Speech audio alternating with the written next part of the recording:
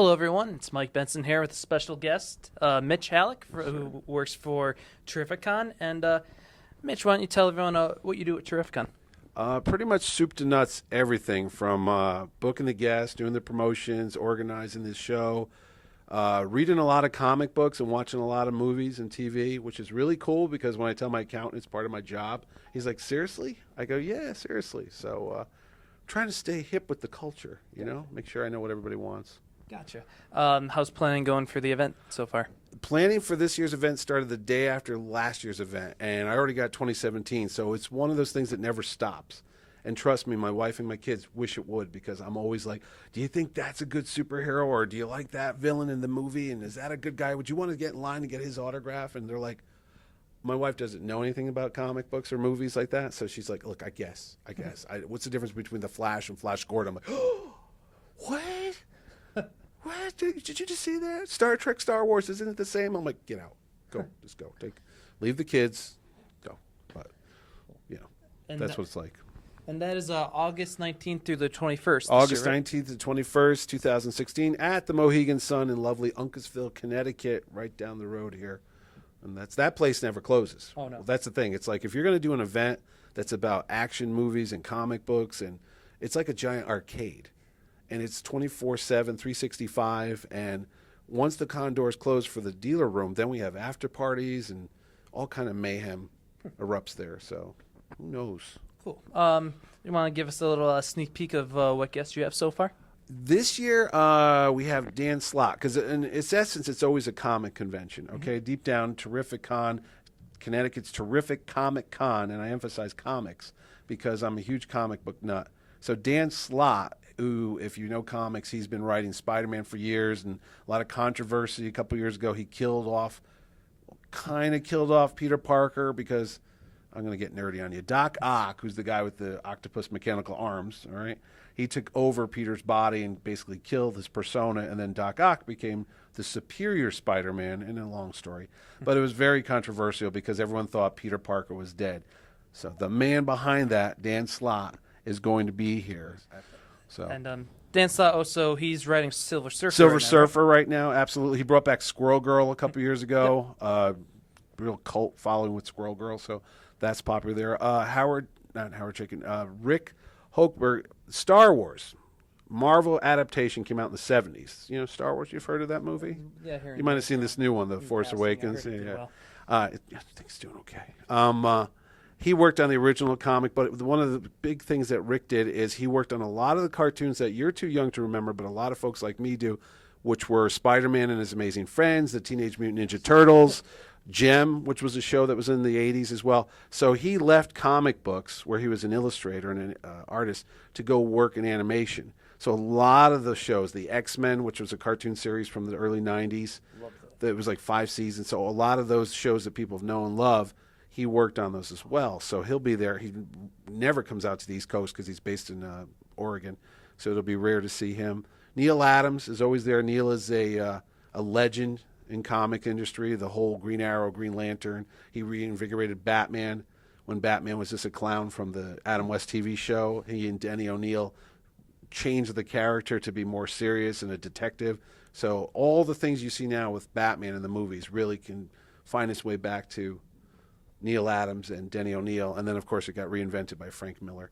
He'll be at the show. And then just a bunch of other folks. I mean, one of the things is I try to make it appropriate for every fan base, because when you deal with comic books, if you go to a comic store, there's your mainstream Marvel and DC books, then there's your Image, which are your Walking Dead, and then there's the IDW, and then you get into smaller press stuff.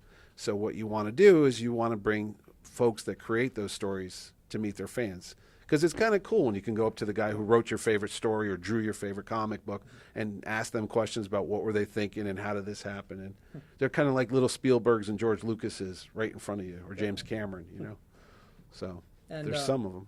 For information for people who are interested, where could they go to find that out? I'm glad you asked that. Terrificon.com. It's terrific is the Twitter feed. It's Terrificon. Again, so many different places on podcasts. We're just on I Sell Comics.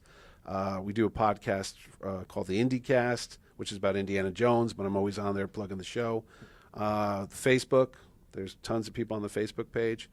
And pretty much you'll see me all around the Northeast from now until August, and then I disappear like a groundhog for a couple days because I go to every single convention. I have tables set up at some of them. I'm handing out postcards, flyers, you name it, you'll see it. And if you go to the Mohegan Sun's website, they have all the events listed, and there'll be information about that. And we're also looking for volunteers, too. If anybody listening to this loves comic books, loves Comic Cons, is into cosplay, wants to meet a movie actor, and can get in for free, just go to the Terrificon.com website, and you'll see about how to be a volunteer, because we need folks that want to help out and tell people where to go. That's something you could learn here in New Haven. I did myself. And then, again, it's just a great time. You volunteer. You get to get in free. You get a T-shirt. We feed you. We give you some water. We're not mean. And you get to hang out and see how a con runs. It's really cool. Definitely looking forward to all of that. Yeah. And now, talking comic books, yes, sir. comics, big history in Connecticut. Oh, good God. Yeah, Connecticut is the home of the first American comic book. It was made in Waterbury in 1934 at a place called Eastern Press, which is up a ways a bit. But what they did is the Sunday funnies, they don't have that so much anymore. But when the newspapers were big, they used to have Sunday comics. So the man that ran the press, Gaines, and then there's more to him later on, but what Max Gaines is, he took the Sunday newspapers, basically. They were big, a newspaper's pretty big. He folded it in half and then folded it in half again, so it was basically an 8.5 by 11 format. And then he put a staple down the side. And then that was the very first comic book. And all it was reprints of the Sunday funnies, but it was in a small magazine type of format. And then they called it Funnies on Parade, I think that was the title of it. And that was considered the first American comic book made right here in Connecticut. What happens with that is a lot of the companies were based in New York, the publishing companies, but a lot of the writers and artists lived in Connecticut because there was no taxes here. There was no state tax and such.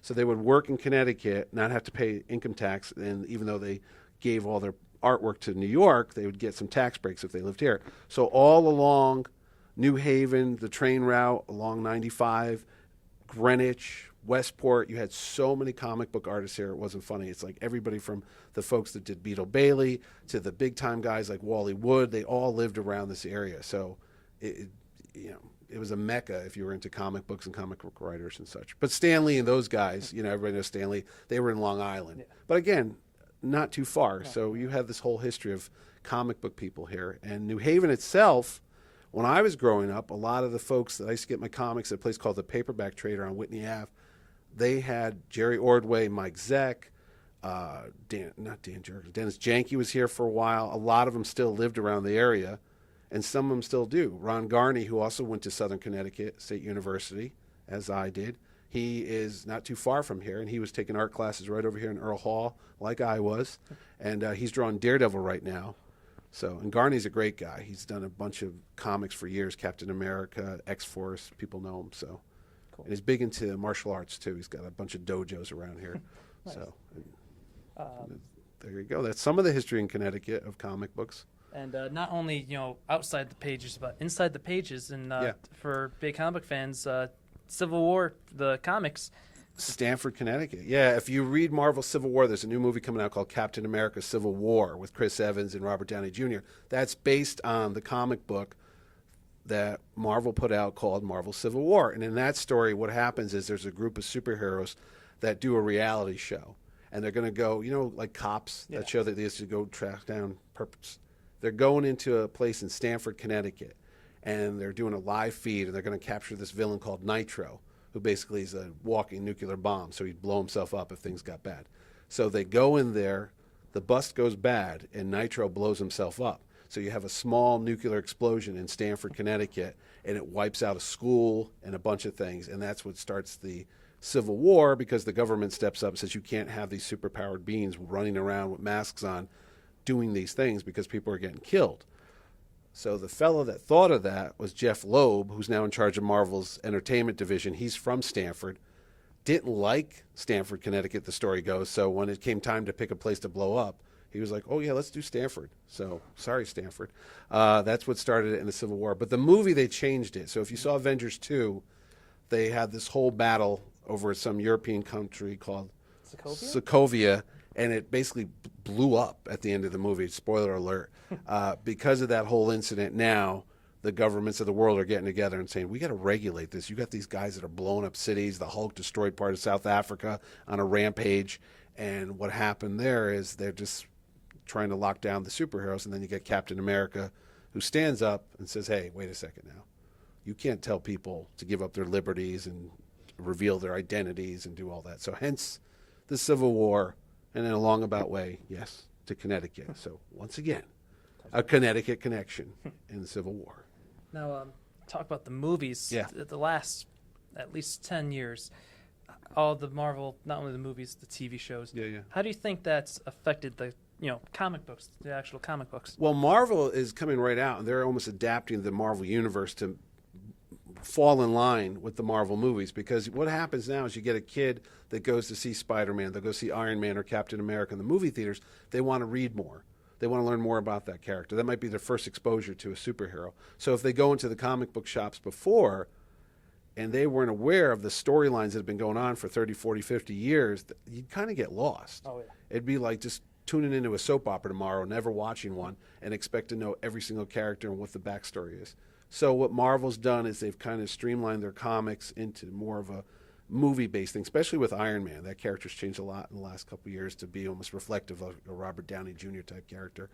But it's a great move. It's a marketing genius move to do, because if you're going to draw more people into it, and you got to get a younger crowd, a lot of people like me, we're all gray-haired. We've been reading these since the 70s. It's time to, turn it over and get a new bunch of kids in there that want to read it. And plus, there's new formats as well. They have the digital comics. Oh, yeah. I know my kids, paper to them is like, they probably break out in hives if they actually touch newspaper or magazine, but they're all on their iPad and they're all on their phone, and that's the way people read nowadays. So, yeah, there's a whole movement towards, digital type of things, and, again, more movie-based stuff. And look at the movies coming out. You got Marvel was number one, but DC's trying to do quick catch-up. You got Batman versus Superman, which is coming out, March 25th, so next month. We're going to see that, and Wonder Woman's going to be in there, and then they're going to jumpstart it with their Justice League movie and bring their characters to the big screen. And on TV, I think every day of the week there's a DC property. Yeah. You got Gotham. Now you got Lucifer, which was based on a DC Vertigo book that just started last week. Gotcha. Tuesday night is The Flash. Wednesday night is The Arrow, Green Arrow. Thursday night is Legends of Tomorrow. And there was Constantine for a brief point last year. So, yeah, DC has got its mark on the and then Supergirl. I forgot Supergirl. So, yeah, there's you could set your DVR all week and just watch all DC or movies, not just cartoons. And so it's cool. You mentioned how Marvel, they're connecting it more. In DC, which is their answer to that, kind of like the New 52? Yeah. Well, DC's in the 80s, they had something called the Crisis. Yeah. And what the thing is with DC is they had multiple universes. Years ago, people would make a story like, what if Superman got married? What if Batman and Superman had kids, not together, but if they had junior Superman or junior Batman, what would that be like? And what happened to all those heroes from World War II? So what DC did is they'd create alternate worlds. So they had Earth 1, Earth 2, all that. And then what happens is you become convoluted. You have so many storylines. And again, if you get new readers coming on board, they don't understand why Superman has gray hair in this book and the Justice Society of America is not the Justice League. So what they did is they merged them all together. And that worked for a while. And then you still had some storylines that didn't make sense. So then they did a series called The Identity Crisis. They did it again. And then they just did the New 52.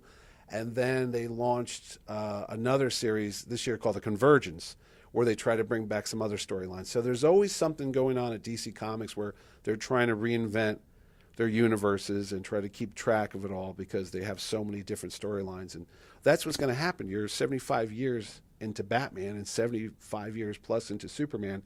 You're going to get stories that just go on and on and on, and characters that people want to know what's happened, and that's what's going on there. So I don't know if that answered your question, but definitely. DC, as opposed to Marvel, which Marvel's pretty much stayed along the same storyline, even though they had to change it around a bit, because you had Reed Richards, who was in the Fantastic Four. Well, it's great in the early 60s that he was a Korean War vet, and they were trying to stop the Russians from going into outer space, but that doesn't play in 2016 because the Vietnam War, the Korean War is, decades ago. And how can that guy be running around in his 30s if he was fighting in the Korean War. So they've changed it around a little bit too. Fantastic Four doesn't even exist anymore right now. Yeah, I don't even speak of them anymore. And it's What? Well, I should rephrase that.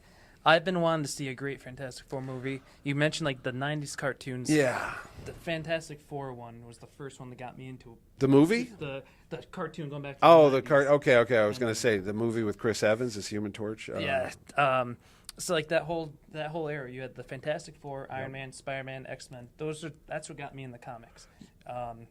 And as a kid, you don't realize how bad some of those early 2000 movies are, and then you watch them. Yeah. Excuse me. And then we saw what happened this past summer. Early 2000 movies were bad. You didn't see things like The Swamp Thing. Where were you in the 80s, kid? There was Superman 4, Quest for Peace, Superman 3 with Richard Pryor. We had some scary superhero movies back then. The Captain America movie, where you had the rubber ears. Blade was the one that did it. That's the one that they said, wow, this is a serious telling of a comic book property. That's the one with Wesley Snipes as the vampire hunter. That was Marvel's first getting their feet wet into motion pictures. That was early 2000s. I think that might be 2000 itself. Then you had the X-Men. Great. Well, they didn't wear any of the uniforms from the comic book. There wasn't any bright yellow spandex. There wasn't any of that type of stuff happening. And that was really the first successful Marvel movie because we didn't know what to expect. Because I remember when they said there was an X-Men movie coming out, everyone was rolling their eyes because we thought it was going to be really, really bad. And it turned out to be pretty decent. And then Spider-Man was the big surprise in 2002 when Sony made Spider-Man on the big screen. And you were like, wow, this is awesome. And then Dark Knight came and changed everything. I mean, that was up for an Academy Award for Best Picture that year. I mean, it's comic book, but people took it seriously because the acting was like way up here with Heath Ledger and everybody on board. And the story was great too. So, So the history of comic movies has been crazy where it's come from. And now it's a billion-dollar business. I mean, we got like 5 coming out this year. We got Suicide Squad, Batman, Superman, Civil War, Deadpool. Doctor Strange, Deadpool, X-Men, Apocalypse is coming out. So, yeah, 5 or 6 movies right there. Nuts. This is crazy. I mean, I couldn't dream of this when I was a kid watching lousy Hulk TV shows with Bill Bixby and Lou Ferrigno and green body paint. That's all we had. And we liked it. That's it. I mean, that was, Hulk didn't talk. He ran around and ripped up pants and slippers. And beat up bears. Bad bears suits. And you're like, that's a stuffed animal, man. And then we had Spider-Man who shot ropes out of his. You've seen these? Yeah. Yeah, it's pretty. There was a Doctor Strange one too. That's kind of like almost like a weird. Oh, got it. They got a porn mustache going on and real. It's not good. It must have been 60s, 70s. No, it was 78, I think. And Captain America was running around with a motorcycle helmet and a transparent shield. Mm-hmm. Yeah. It was bad. It was really bad. I got nightmares thinking about that. So it's gotten better. So no matter how bad you think your early 2000 movies are, it was a lot worse. And with the Fantastic Four movie that came out last summer, for every one of those you're gonna get, it's looking like 5, 6 solid. I don't know movies. what that was. That whole mess, movie. And I wanted that to be good. I paid to see. I paid to see it too. You know what? I never get up during a movie, even if my kidneys are bursting, because I go, "Oh no, I'm not leaving this thing. I'm writing this thing down, no matter how bad it is." That was the first time I got up during the Fantastic Four movie, not just to go to the men's room. I walked around the lobby for a while, and that movie was only 90 minutes long. Feels like 3 hours. I know, right? And I walked back in the theater. I was like, "Yeah, okay." And they weren't the Fantastic Four for like half the movie. And then when they did become the Fantastic Four, they didn't even call themselves that. And then until the cheap nod at the end. And then Dr. Doom apparently gets clothes at this interdimension planet Zero, and it was a mess. I mean, that was just like, I don't know if you could have fixed it. I would have just thrown it in the garbage and said, let's start again. It was bad. That could have just been like the Nick Cage Superman thing, just something that never happened. I saw that. Yeah. In fact, Kevin Smith, I'm hinting towards the show, but I'm not hinting towards the show. He was part of that. There's a great documentary on right now called Superman Lives. I've heard of it. I haven't seen that. Yeah. It talks about Tim Burton's attempt to make a Superman movie in the 90s. And you've brought up the TV shows. Yeah. It's awesome to see this turn into not only movies, but TV. You got 6 different... Oh, you got Walking Dead. That's a comic book. Mm-hmm. That's the #1 show in America. It sets records every time it comes on, and that's based on Robert Kirkman's Image comic book. And I don't think a lot of people even realize that. Mm-hmm. I told my neighbor, she was all into, The Walking Dead, and I said, this is based on not a graphic novel, but a comic book. Mm-hmm. And she, no, it's not. Because the perception people have about comic books is like, oh no, come on, that's for kids. And then they don't realize a lot of the shows they watch, Road to Perdition, With Tom Hanks came out years ago. It was about a gunslinger in the 30s and such, based on a comic book by Max Allan Collins. A lot of the films that you see nowadays are based on a comic book. Did you see Kingsman last year? Not yet. Heard that. That was a great show, great movie, and that was also based on a comic. And iZombie, which is another show we forgot to mention, that's another comic book related show. So, yeah, this is the golden age of fandom if you want to really watch all this stuff. Definitely. And it's great too for people out there because the way the internet works, if you want to be a self-publishing comic book, this is the greatest time in the world. I mean, when I was here at Southern, I used to write a comic strip, and I used to run it off at the copy shop here, and then I'd drive around campus and I'd leave my comic strips all over school. And that's the way. There was no internet.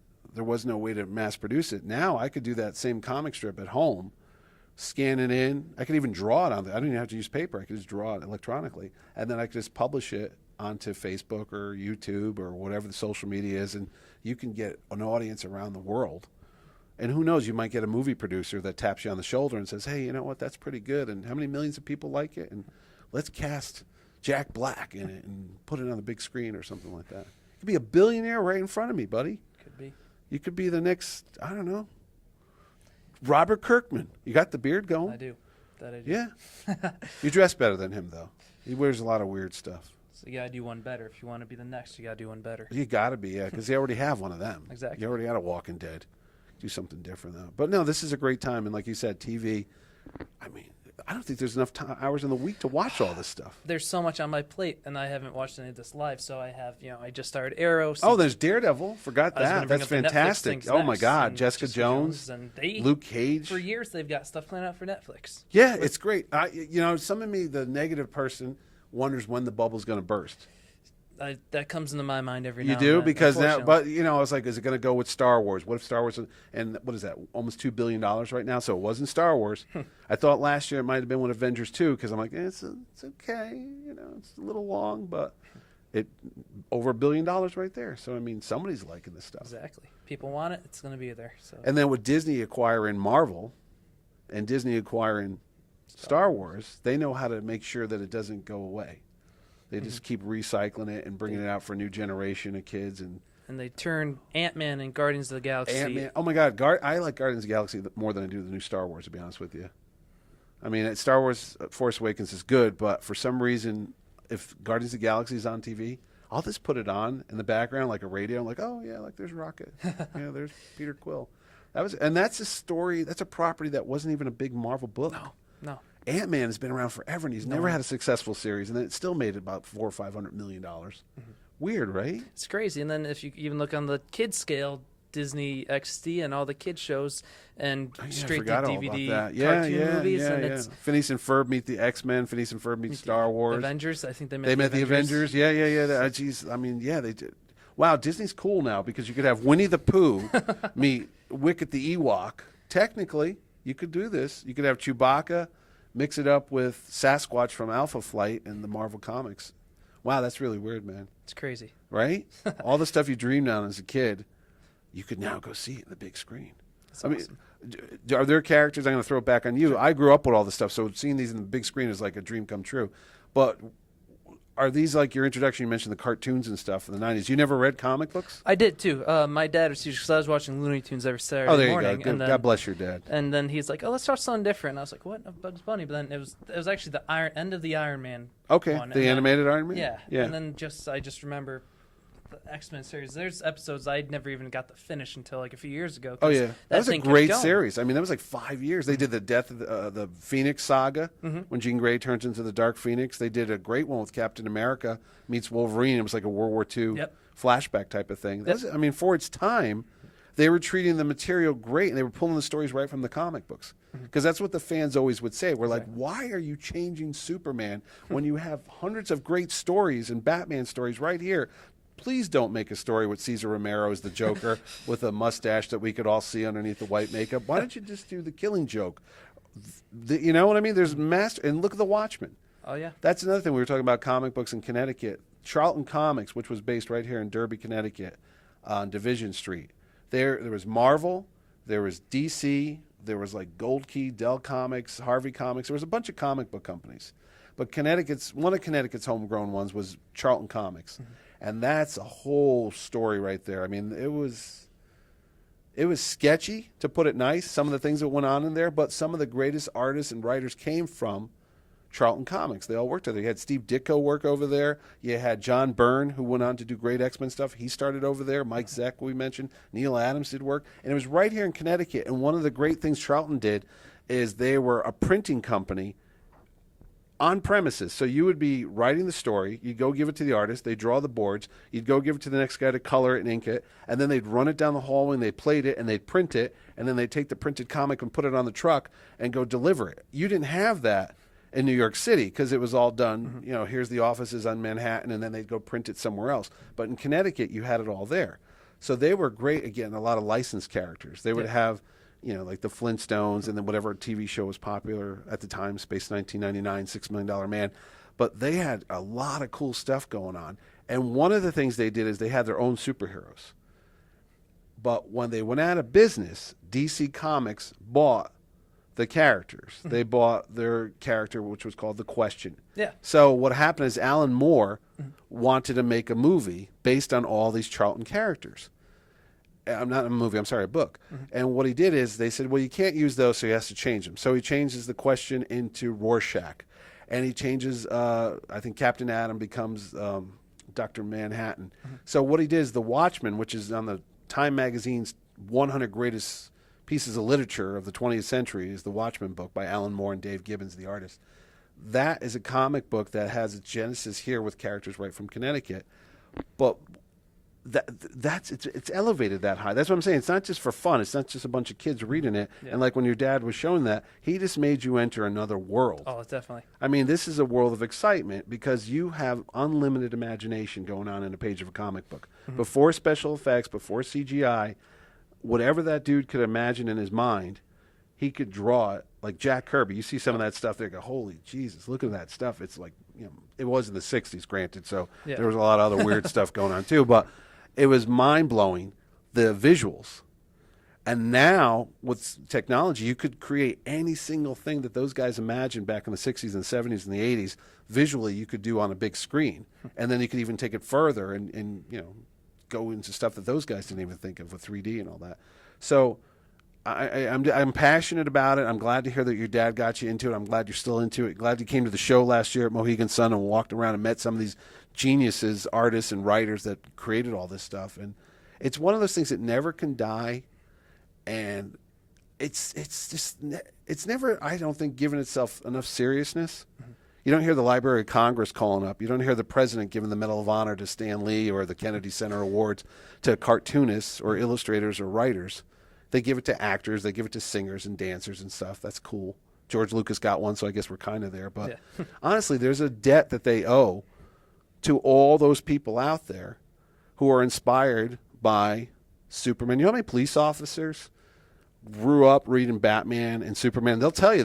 So many of the guys that come to our show that are in the military, that are police officers, firemen, or EMTs, they're all saying they were inspired because they read about comics and they wanted to do good for their community and to give back. And obviously they can't put a cape on and fly around the world, but they could patrol the streets. They can help you if you're in a car crash. They could get a cat out of a tree.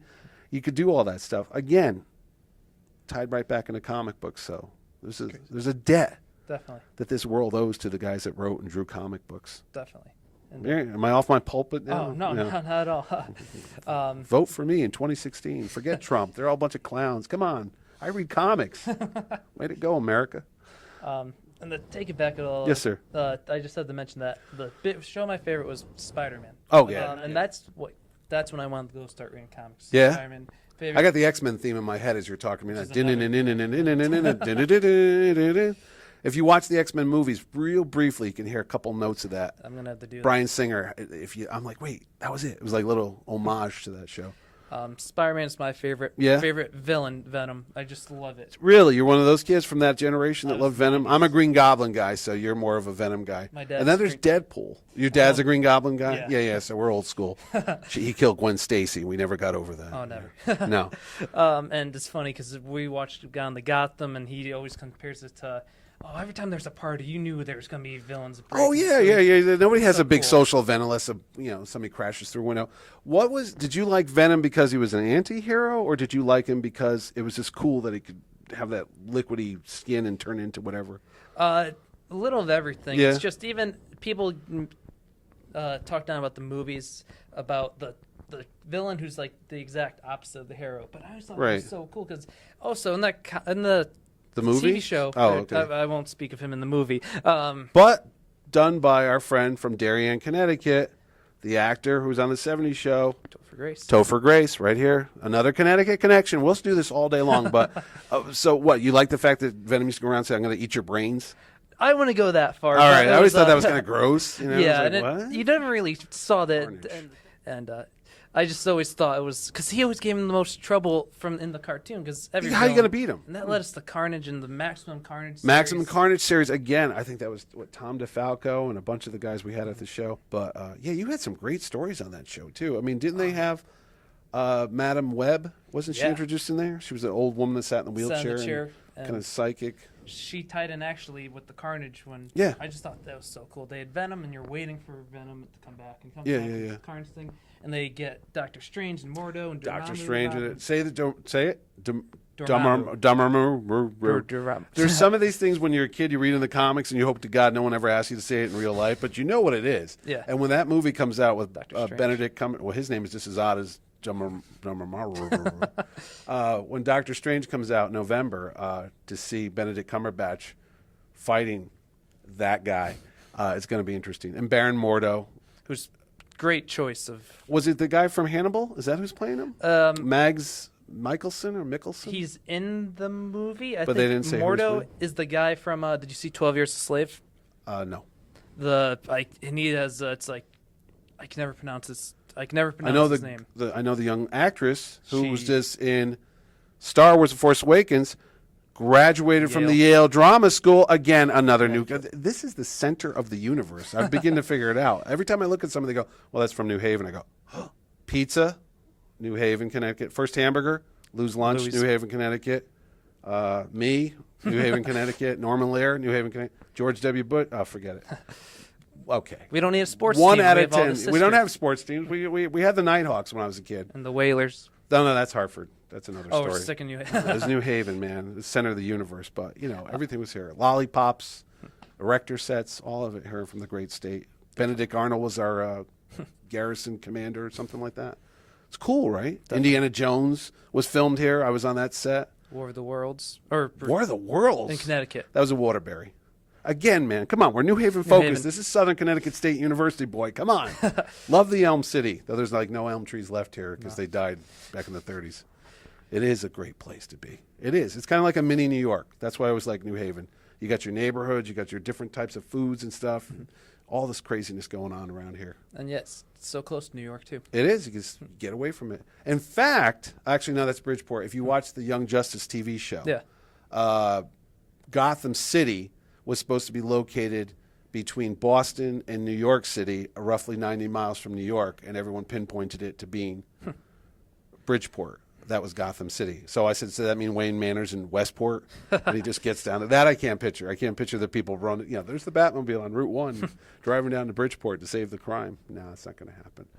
But, again, cool stuff there. Cool times. Cool comics, cool cartoons. Definitely. We're going to, and there they go. The guy that we made it, see, full circle, kid. This isn't an aimless rambling, is going to be at the show. Rick Holberg worked on those cartoons. You're talking about it. He's there. See, dream come true. You could go ask him what it was like to do those cartoons. Definitely. And even Spider-Man, Dan Slott, he did his biggest, or arguably, you could say the Spider Island? I was going to say the 700th, Amazing Spider-Man 700. Was that him? Yeah, that's him. Yeah. That's Slott. You got it. He's been on there for the last 6-7 years now, so yeah. And he does Slott. Silver Surfer, we mentioned it. Silver Surfer, 50th anniversary of the Silver Surfer this year. That's right. Fantastic Four comics, Jack Kirby, Stan Lee, Joe Sinnott, issue 48, I think it is. The Watcher comes, and Galactus comes to eat the Earth, and is Harold the Silver Surfer. Norrin Radd gave up his whole planet to save his girlfriend, Shala Bal. It's all about saving your girlfriends in these comic books. Again, 50th anniversary of the Black Panther, Marvel's superhero, T'Challa, came out 50 years ago this year. A lot of big anniversaries. Batman TV show. Yep. Star Trek, 50th anniversary. Right. Everything's 50 No better years. reason to come this year. My birthday this year, 50 years. I'm going to celebrate it there. I could see you lining up now for that. 75 years of Wonder Woman, whose the person that thought of it, his granddaughter lives right here in Connecticut. Again, Connecticut. He also created the lie detector. The guy that created Wonder Woman. Whole bunch of stories, interesting stories about him, Mr. Marston. And then it's Captain America's 75th anniversary. See, wow, it just never stops. If there was one tagline for Terrificon this year, people trying to get those people on the fence, which I don't know why. I don't know why I want to go to the Mohegan Sun for nonstop fun for 3 days. But I'll stay home. What would you do to reel them in? Other than what we other than the fact that it's it's a terrific Comic-Con because it's in the name. It says it's Terrificon. It sells itself. It's the Terrific Comic-Con. Why would I go there as opposed? Well, I'll tell you this right now. You don't have to drive forever to go to the big cities. Not knocking New York. I go to New York Comic-Con every year. I love it. It's one of the greatest conventions on earth. But it's a hassle to get in there because you got to drive or take the train, and then you got to park or walk, whatever. Or they got the new Hudson Station, so it's expensive. And same thing with any of the big city shows you go to. It's you got to pay to park. There's no parking, or there's free parking at the Mohegan Sun. So there you go. Saves a couple bucks right there. It's free parking. There's tons of stuff to do when you're done. You can go to Pepe's Pizza because they have one there. You can go to the Cake Boss, eat some pastries. I might have done that once or twice today. You've got Michael Jordan's restaurant. You can get steak restaurants. If you do partake in gaming and want to try your hand at slot machines, heck, there's a Superman slot machine there, and a Batman one, and a Walking Dead one, so you could try that. There's, blackjack and all that. You can be James Bond with your little tuxedo and shake a martini and all that. It's just a fun thing, and it's not hard to get to. You just get right off 95. You're there. It's safe. It's secure. You park your car. You walk around. You meet a bunch of great folks. I always compare a Comic-Con to Woodstock. You get to go there for a couple days. You let your hair down. You get your cape on. You put your makeup on, you put your superhero cosplay outfit on, you walk around with a bunch of like-minded people that are all cool, and they all know the same stuff you like, and we can have a conversation like we're having right now with total strangers about Venom and Carnage and movies, and they know exactly. We have this shorthand, this fanboy shorthand, that we just instantly know when I say Ragnarok. Another word we can't wait to see how it's pronounced. Exactly. That that's the end of times for Asgard. Most people will be like, what are you talking about? But you're going to see that there. And then you're going to, like I said, meet the folks behind the scenes who put those things together. And then some of the actors who brought those guys to life on screen or on the small screen, voiceover actors and such. So it's just a wonderful time for 3 days. It's great for kids. Kids are free, 8 and under. They can come on down, and maybe they're they're you. Next wave. They're there. Their dads might be showing them whatever cartoon's popular right now. And they might be inspired to do that. And they could be the next Stan Lee or Robert Kirkman or Jack Kirby or Steve Ditko. Isn't that cool? It's cool. What other fandom do you have? There's car shows, but you don't get to get in a race car and drive around. You can go to a wrestling show, but you don't have to get in the ring and get headlocked or anything like that. But in a Comic-Con, you can dress up as your favorite hero, walk around in lieu of, using X-ray vision and flying around. You pretty much could be you could be a hero, like David Bowie said, for that couple days. R.I.P. Right? That's it. So there, man. Let's go now. Let's do it. Forget this nonsense. It's cold outside. It's warm in August. I'll let you in. Cool. I know somebody. Yeah, Sweet. I'll hook you up. You guys too. You can go. She can come too. And that's it. But there you go. Is that it? Did I sell enough? I think that's perfect. Right? And once again, October. Wow. October. Hey now. August 19th to the 21st. 2016. Mohegan Sun and Uncasville, Connecticut, right here. Volunteers, people. Volunteers. I need some people. I need some bodies and some T-shirts to walk around and tell people where to go. Always fun to do. Definitely. But in a polite way. Don't be rude now. And we look forward to that. And and congratulations for graduating here at Southern. And nice to see another guy turning out well besides myself here. Even though it's changed, this building wasn't here when I graduated in 1990. This was just a dirt lot. They've done a lot more to it since then. But it's cool. Southern's a great place, and tons of great people came out. We talked about Ron Garney, Michael Jai White, who was Spawn in the movies, another Connecticut connection right here. Michael J. White, actor, played Larry the Lobster over at Lyman He was a Auditorium. Crescent player. He was a Crescent player. I was a Crescent player. A bunch of great stuff here. It's a great school. Love every moment of it. And like I said, it's in New Haven, which is, we know, the center of the universe. Mm-hmm. There's that other school across town, you know, sounds like Gale or Bale. I don't remember what the name of it is. But for the real nitty-gritty, the real salt-of-the-earth people, that's where they go. They come here, man. Can you tell as a publicity director over there? I'm still selling it. They still owe me a check, by the way. The interest on that alone, mucho bucks. Get some comics with that. I know, right? Right? All right, kid. Once again, thank you so much. Thank you for having me here. And again, come to Terrificon because, my kids need to go to college too. And that's what pays their bills. Definitely. Take it easy, everybody. That's it. See you later. Enough said.